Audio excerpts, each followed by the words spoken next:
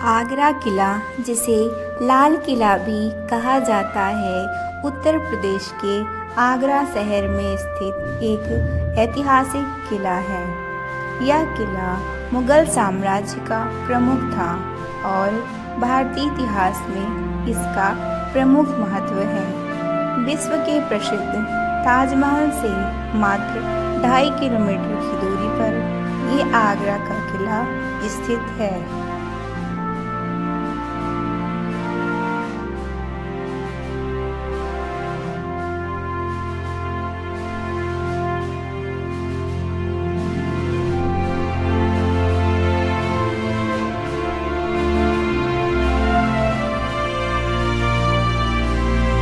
इस किले पर भरतपुर की रियासत, लोदी साम्राज्य, मुगल साम्राज्य, मराठा साम्राज्य, इन जैसे अलग अलग राजाओं ने राज्य किया।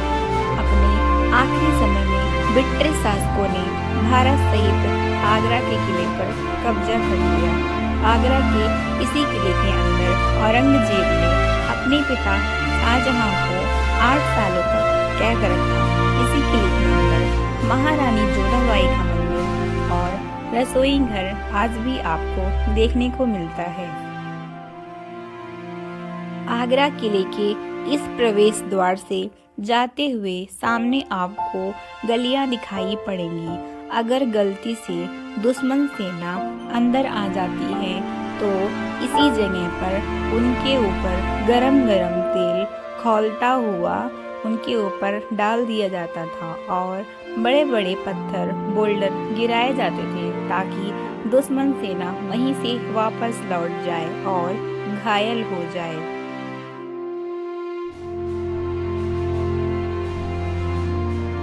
इस किले का ये दूसरा प्रवेश द्वार है, जिसे नौबत खाना कहा जाता था।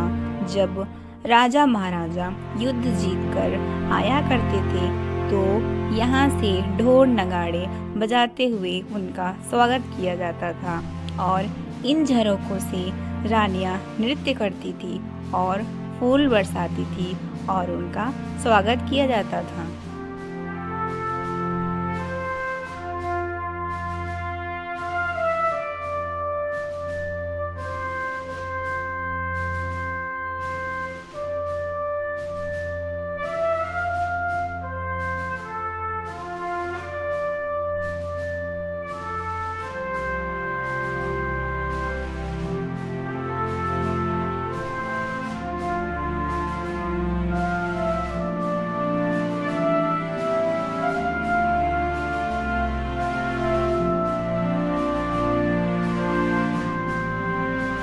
ये है दीवान-ए-आम।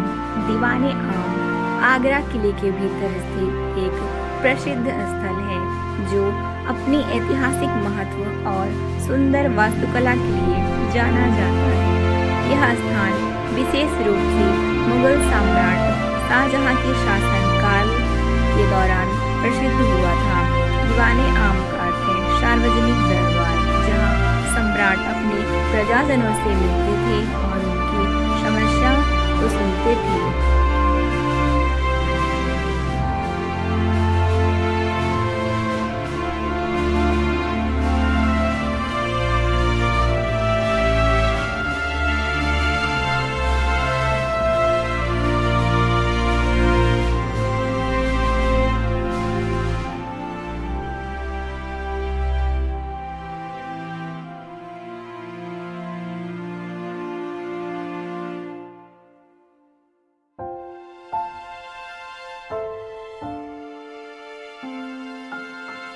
यह तोप ब्रिटिश साम्राज्य के समय का महत्वपूर्ण हिस्सा था, क्योंकि यह उस समय की सैन्य शक्ति और ब्रिटिश शासन के प्रतीक के रूप में मानी जाती थी। 9 सितंबर 1857 को जॉन रसेल कॉर्विन की मनोरोग से चलते मौत हो गई। इतिहासकार राजकिशोर, जिन्हें राजे भी कहा जाता है, उन्होंने बताया कि क्रांतिकारियों के डर से घबराए अंग्रेज अफसरों ने जॉन रसेल कॉर्विन का शव आगरा किले में दीवान-ए-आम के सामने दफना दिया था।